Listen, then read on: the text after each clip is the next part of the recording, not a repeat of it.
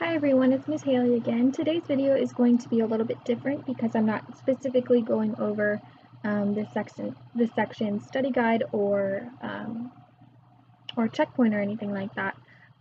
There's a lot of stuff in this section, so I wanted to make sure my videos were targeted specifically for what you will see in your quiz.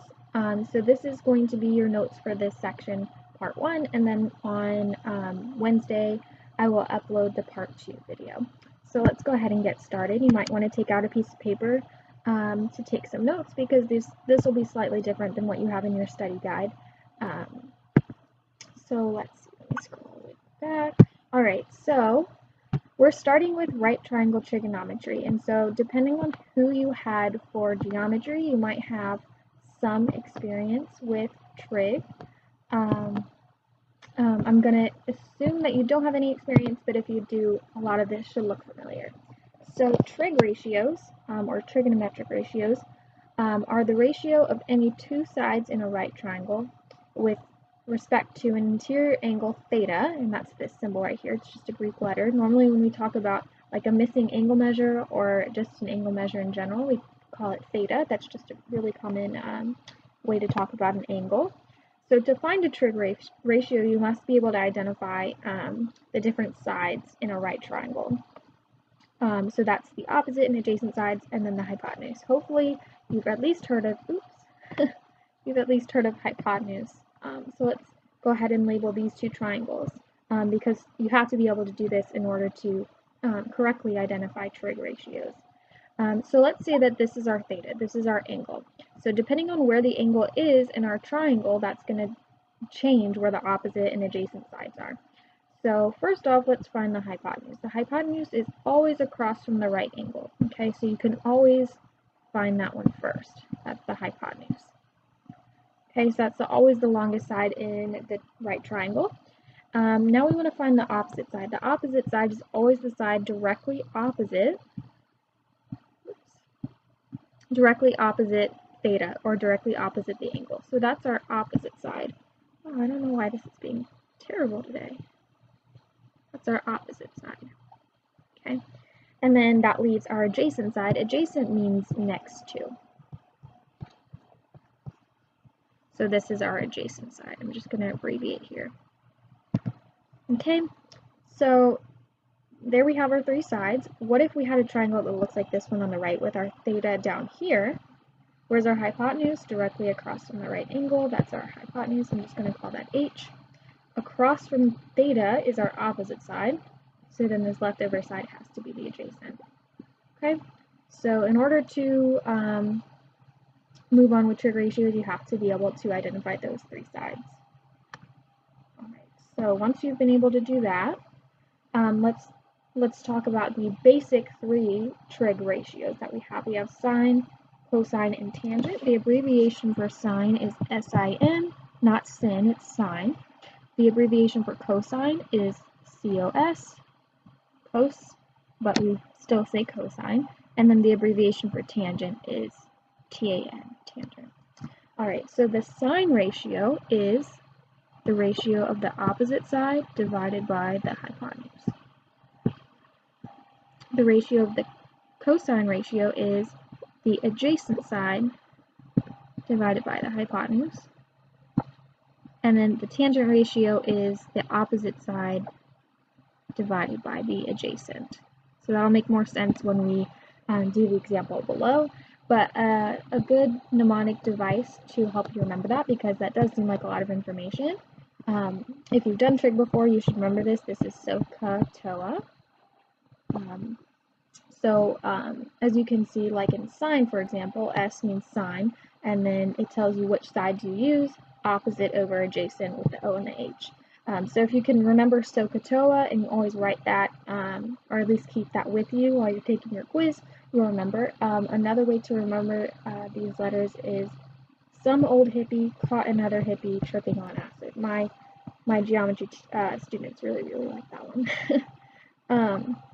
All right, so let's do an example. Okay, so here's our theta. I know it's kind of hard to see with that watermark right there, but there's our theta. So first, let's identify our opposite hypotenuse, and adjacent. Okay, so we know 13 has to be our hypotenuse, right, because it's across from the right angle. There's our h. Opposite must be 5 because it's across from theta, and then 12 is our adjacent side. So let's find the sine of theta.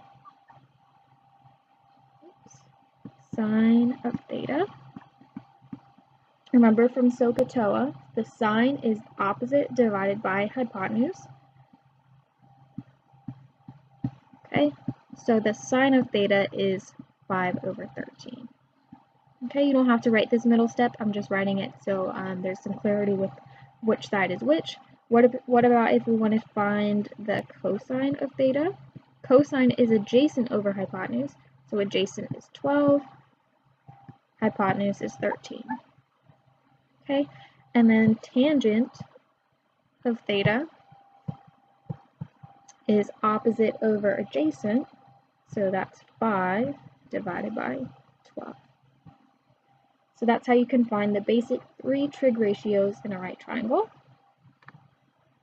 Next, we're going to talk about the inverse trig functions. So that's just the reciprocal of the sine, cosine, and tangent functions. So cosecant, the abbreviation for that is CSC, and cosecant actually goes with sine. So instead of it being opposite over hypotenuse, or sine, it's hypotenuse over opposite. So I'm going to write sine up here because that's the reciprocal of sine. So basically you just flip whatever sine is. So instead of opposite over hypotenuse, it's hypotenuse over opposite. Secant, abbreviation SEC, goes with cosine. And again, that's the reciprocal of cosine. So instead of adjacent over hypotenuse, it's hypotenuse over adjacent.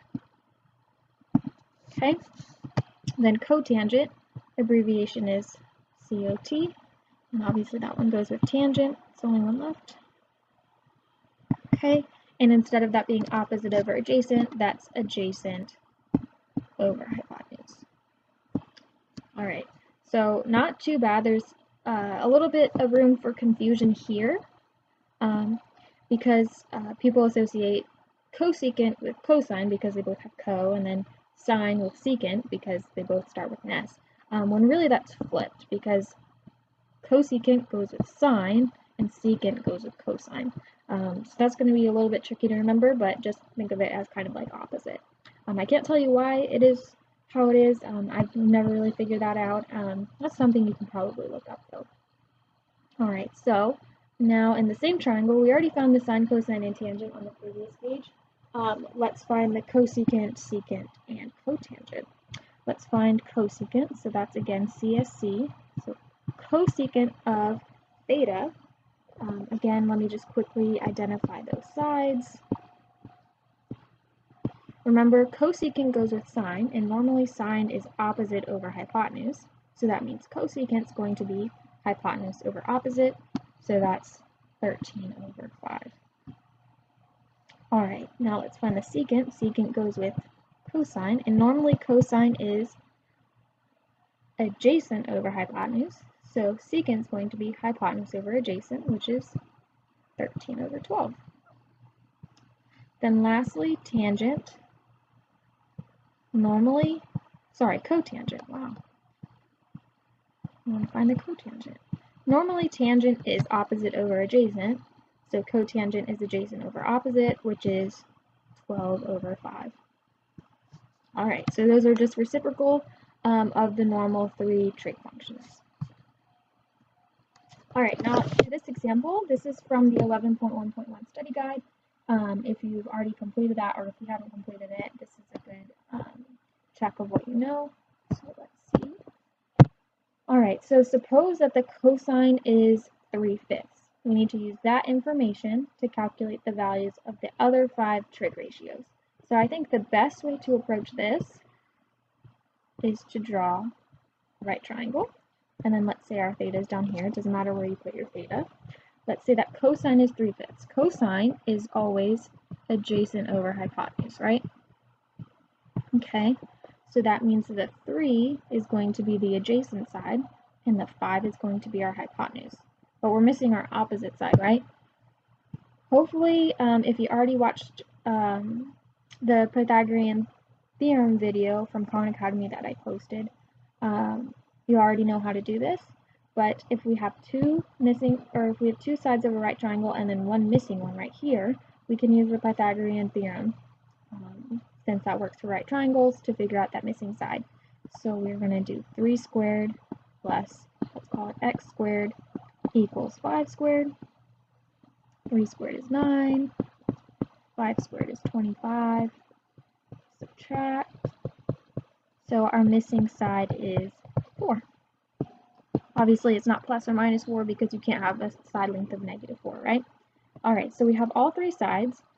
Here is our hypotenuse like we knew, adjacent, and then opposite. Alright, so now we have all 3 sides. That means we can find the rest of the trig ratios super easily. Alright, so what would the sign be? Sine is opposite over hypotenuse. Remember, SOA,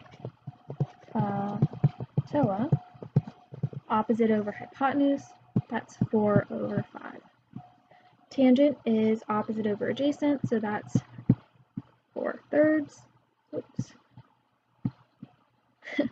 Alright, cosecant is the reciprocal of sine, so without even looking at the triangle, we just go up to sine. What's the reciprocal of 4/5? That's 5/4. Secant is the reciprocal of cosine, so we go up to where it says cosine. Reciprocal of 3/5 is 5/3. And then cotangent is the reciprocal of tangent, so what's the reciprocal of 4/3? 3/4. You can also just look at the triangle like we did in the previous example, but if you already have the sine, cosine, and tangent, finding the inverse trig ratios is super easy. Alright, so that looks like that's the end of today's video. In the next video, we're going to be going over some word problems and some just more complex examples, but I hope this was a good introduction to trig, and I hope everything made sense. Again, if you have any questions, feel free to reach out, and have a great day.